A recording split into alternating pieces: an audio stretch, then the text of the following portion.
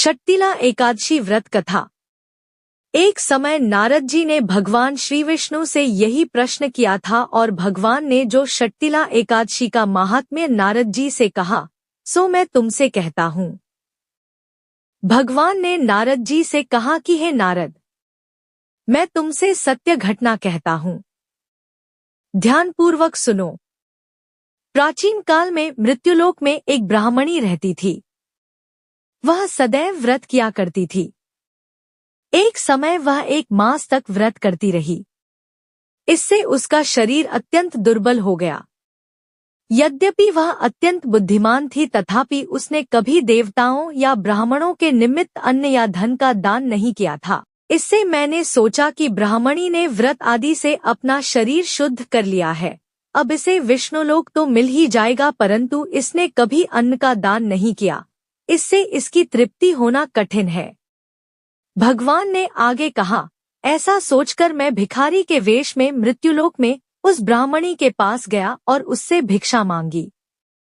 वह ब्राह्मणी बोली, महाराज किस लिए आए हो?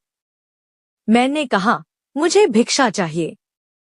इस पर उसने एक मिट्टी का ढेला मेरे भिक्षा पात्र में डाल दिया। मैं उसे लेकर स्वर्ग में लौट आया। कुछ समय बाद ब्राह्मणी भी शरीर त्याग कर स्वर्ग में आ गई। उस ब्राह्मणी को मिट्टी का दान करने से स्वर्ग में सुंदर महल मिला, परंतु उसने अपने घर को अन्नादि सब सामग्रियों से शून्य पाया। घबराकर वह मेरे पास आई और कहने लगी कि भगवान, मैंने अनेक व्रत आदि से आपकी पूजा की, परंतु फिर भी मेरा घर अन्नादि सब वस्तुओं से शून्य है। इसका क्या कारण है? इस पर मैंने कहा, पहले तुम अपने घर जाओ, देवस्त्रियां आएंगी तुम्हें देखने के लिए।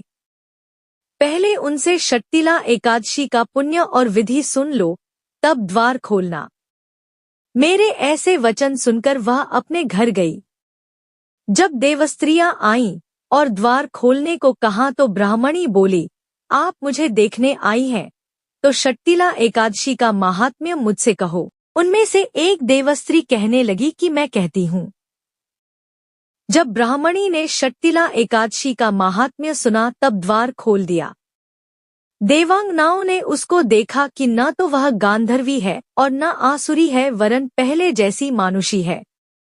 उस ब्राह्मणी ने उनके कथनानुसार षट्तिला एकादशी का व्रत किया।